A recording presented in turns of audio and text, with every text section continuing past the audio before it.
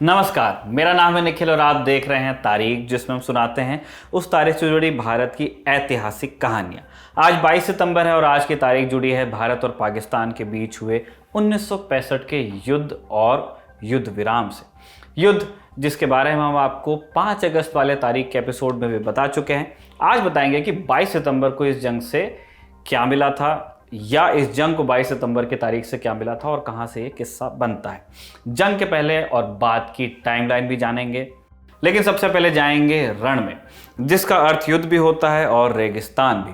1965 में भारत पाकिस्तान के बीच असल जंग भले कश्मीर में लड़ी गई हो और पंजाब में और थोड़ी राजस्थान में, लेकिन इसकी नींव अप्रैल 1965 में गुजरात के कच्छ के रण में ही रख दी गई थी। यहाँ क्या हुआ था ये जानने से पहले कच्छ के रण की ज्योग्राफी समझिए। गुजरात में समंदर के किनारे का जिला है कच्छ। इसके उत्तर पूर्व में एक नमकीन दलदली इलाका है जिसे रण कहते हैं। तो ये हुआ कच्छ का रण, जो लगभग 23,300 वर्ग किलोमीटर में फैला हुआ है। सिकंदर के वक्त कहते हैं कि ये एक विशाल झील जैसा था। साल 1819 के भूकंप में उत्तरी रण के बीच से थोड़ा हिस्सा उभर गया, सो बीच का हिस्सा सूखा है जबकि इसके किनारे का हिस्सा दलदली है। गर्मी के महीनों में जब दलदल सूख जाता है तब नमक के कण रोशनी में चमकने लगते हैं। कच्छ के रण की पश्चिमी सीमा पाकिस्तान से मिलती है। 9 अप्रैल 1965 को कच्छ के रण में पाकिस्तान की तरफ से हमला किया गया। झगड़े की शुरुआत हुई पाकिस्तान की बनाई एक 18 मील लंबी सड़क से। ये सड़क कई जगहों पर इंडियन बॉर्डर के 1.5 मील अंदर तक जाती थी। जब इंडियन फोर्सेस को इसका पता चला तो कूटनीतिक स्तर पर इसका विरोध किया गया। जवाब में पाकिस्तानी कमांडर अजहर ने इस इलाके में गश्त और बढ़ा दी। इधर मार्च आते आते भारत ने कंजरकोट से आधा किलोमीटर दूर सरदार पोस्ट बना ली। इस पर पाकिस्तान के commander major general Tikka Khan ने ब्रिगेडियर अजहर को हिंदुस्तान की इस नई चौकी पर हमला करने का हुक्म दे दिया। 9 अप्रैल की रात 2 बजे पाकिस्तान ने भारत की सरदार चौकी के अलावा जंगल चौकी और शालीमार चौकी पर भी हमला कर दिया। शालीमार चौकी पर भारतीय जवान पाकिस्तानी सैनिकों का मुकाबला नहीं कर पाए। हालांकि सरदार चौकी पर पाकिस्तानियों को कड़ी टक्कर दी गई सीआरपीएफ के जवानों द्वारा। 14 घंटे बाद ब्रिगेडियर अजहर ने गोलीबारी रोकने के आदेश दिए। इस बीच सरदार चौकी की सुरक्षा में तैनात पुलिसकर्मी 3 किलोमीटर पीछे विजयकोट चौकी पर आ गए।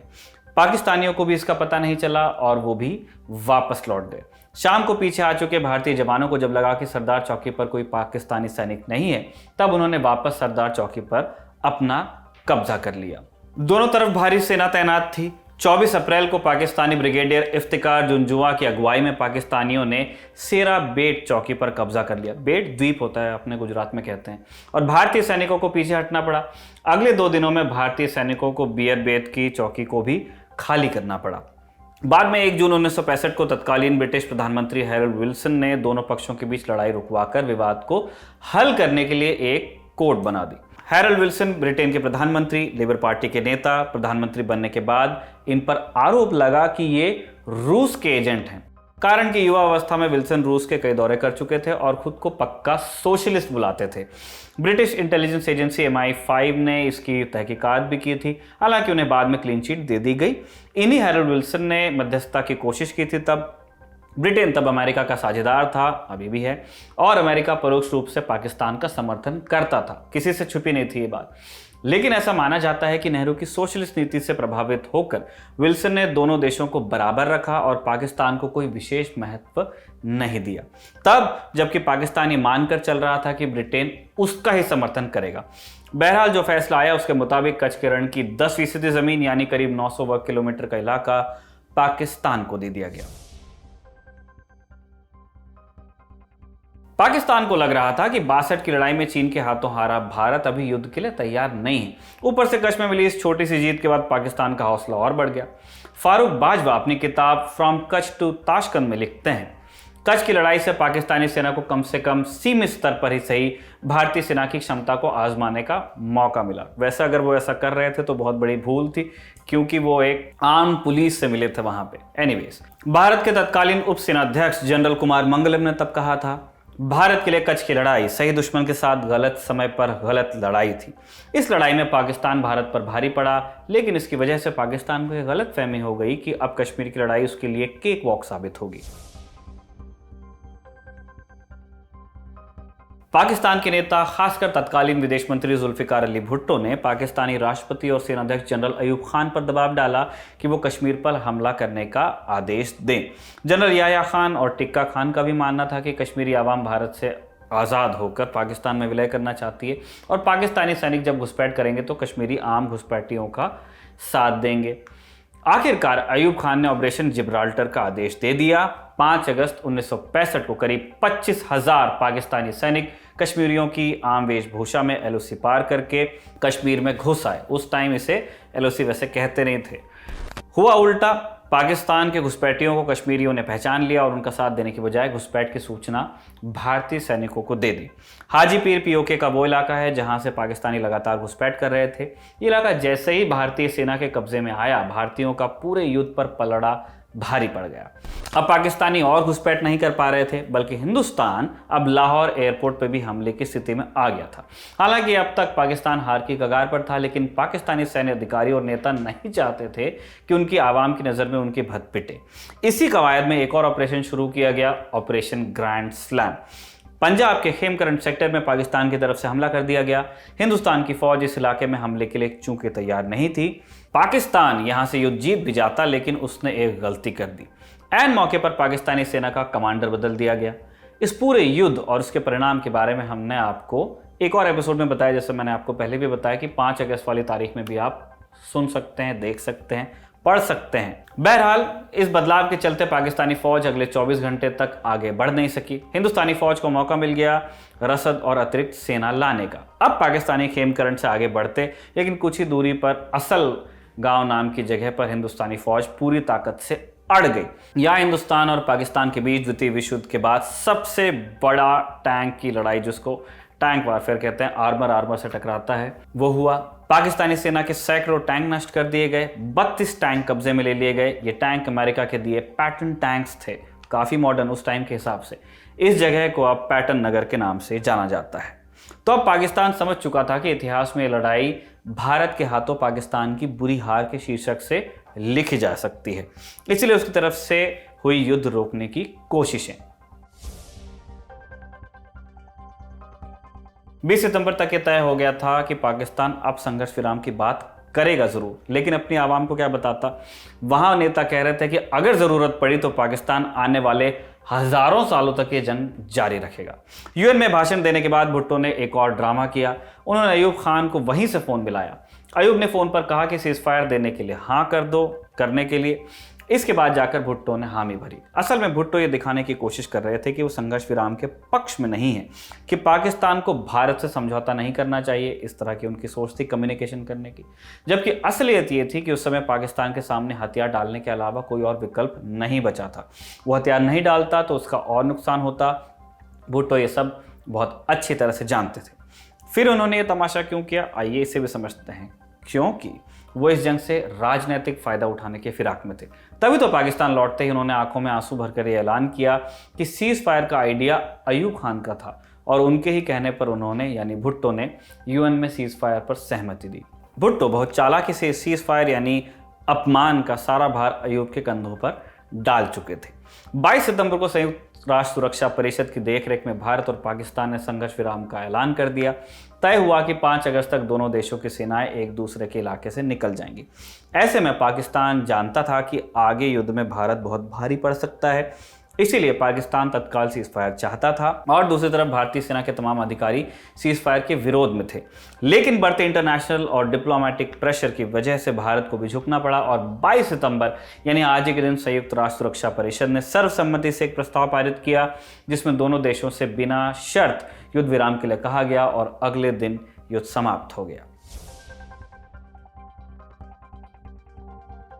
अब आते हैं एक बड़े कंट्रोवर्शियल क्वेश्चन पे कि 65 की लड़ाई में जीता कौन था, क्योंकि 65 की लड़ाई की जब जब बरसी आती है, उसकी तारीखें आती हैं, तो दोनों मुल्कों में सेलिब्रेशंस होते हैं। तो बात किसकी सही है? 65 की लड़ाई में दोनों सेनाओं को हुए नुकसान और जीते गए इलाके के मामले में हिंदुस्तान पाकिस्तान से कहीं अच्छी स्थिति में रहा। अगर आप पूरा टेबल बना के कंपेयर करें कि किसके पास कितनी फौज बाकी थी, किसने कितना एरिया जीता था, किसके कितने रिजर्व्स बाकी थे, लिहाजा कह सकते हैं कि जीत भारत की हुई थी। लेकिन पाकिस्तान अक्सर इसे नकारता रहा है, क्योंकि एक विचार ये है कि ये विक्ट्री या जीत की जगह पर एक स्टेलमेट था, फंसी हुई लड़ाई थी जिसे कोई जीत नहीं पा रहा था। युद्ध के दौरान भारत और पाकिस्तान दोनों को हुए नुकसान के बारे में कई न्यूट्रल एनालिसिस किए गए हैं। अमेरिका की फेडरल रिसर्च डिवीजन द्वारा की गई कांग्रेस कंट्री लाइब्रेरी की स्टडी के मुताबिक युद्ध सैन्य रूप से अनिर्णायक था। यही मैं कह रहा था, स्टेलमेट था।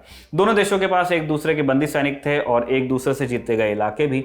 नुकसान अपेक्षाकृत पाकिस्तानी खेमे में ज्यादा था। ऑब्वियसली पाकिस्तान के 20 विमान, 200 टैंक नष्ट हो गए थे और 3800 पाकिस्तानी सैनिक मार दिए गए थे।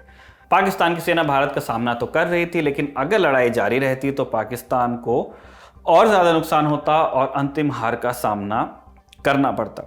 हालांकि ज्यादातर पाकिस्तानी अपनी सैन्य हार को स्वीकार करने से पीछे हटते रहे और जितना नुकसान उन्होंने उठाया उसका ठीकरा जनरल अयूब खान और सरकार पर फोड़ते रहे।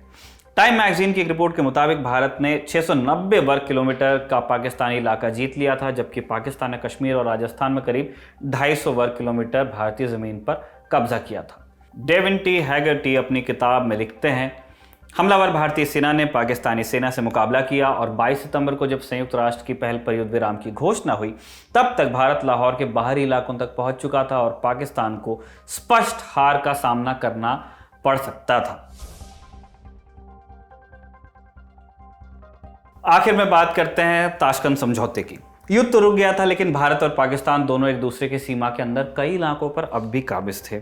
सेनाएं अभी भी बॉर्डर पर तैनात थी और स्थितियां तनावपूर्ण। ऐसे में अमेरिका और सोवियत संघ के आग्रह पर जनवरी 1966 को समझौते के लिए भारत और पाकिस्तान के नेताओं को ताशकंद में आमंत्रित किया गया।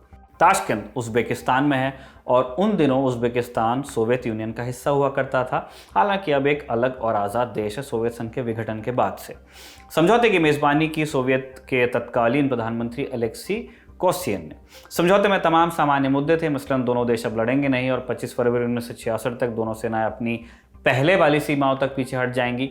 लड़ाई शुरू होने से पहले जो सीमा थी वहां तक, पहले वाली यानी 5 अगस्त 1965 के पहले की। कहा गया कि दोनों देशों में फिर से डिप्लोमेटिक रिलेशन और बातचीत कायम होगी, व्यापार और ट्रांसपोर्ट शुरू किया जाएगा। पाकिस्तान की तरफ से जो समझौते का मसौदा आया था उसमें लिखा था, दोनों देशों के बीच सभी मुद्दे शांतिपूर्ण तरीके से संयुक्त राष्ट्र चार्टर के तहत हल किए जाएंगे। शास्त्री जी ने जोर दिया था कि इस टाइप्ड मसौदे में अयूब अपने हाथ से जोड़ें बिना हथियारों का सहारा लिए, लेकिन मामला जीते गए इलाकों को लेकर अटका था। शास्त्री जी ने कहा कि हाजी पीर का कब्जा हमारी सैन्य मजबूरी थी। उस इलाके से पाकिस्तान घुसपैठ कर रहा था। अयूब खान का कहना था कि वो छंब और राजस्थान का जीता हुआ इलाका वापस कर देंगे, लेकिन हिंदुस्तान को भी जीते गए पाकिस्तानी इलाके से कब्जा छोड़ना होगा। 3 जनवरी से लेकर 10 जनवरी तक ताशकंद में अयूब खान और शास्त्री जी के बीच कई दौर की बैठकें हुई और आखिरकार 10 जनवरी 1966 को शास्त्री जी ने बेमन से शर्तें मान ली और ट्रीटी पर दस्तखत कर दिए। 10 जनवरी को ट्रीटी पर साइन करने के बाद 12 घंटे भी नहीं बीते और शास्त्री जी को दिल का दौरा पड़ गया और उनका देहांत हुआ। हालांकि शास्त्री जी के परिवार ने इसे सामान्य मौत नहीं माना। उनके मुताबिक शास्त्री जी के शरीर पर नीले चकत्ते पड़े हुए थे और ये एक हत्या थी। बाद में कई जांचें भी हुई, लेकिन उनसे कुछ भी साफ नहीं हुआ। शास्त्री जी की मौत कैसे हुई ये आज भी एक रहस्य है। इधर शास्त्री जी के दस्तखत के बाद सीज फायर लागू तो हो गया, लेकिन सीज फायर के साथ साथ तनातनी भी जारी रही और 5 साल बाद 1971 में भारत और पाकिस्तान के बीच एक और युद्ध लड़ा गया। तारीख में कभी उसकी भी बात होगी। अभी के लिए शुक्रिया। तारीख इस एपिसोड को लिखा था हमारे साथी दर्पण ने और कैमरे पर इसे रिकॉर्ड किया था हमारे दोस्त दीपक ने। देखते रहिए दिल ऑन टॉप।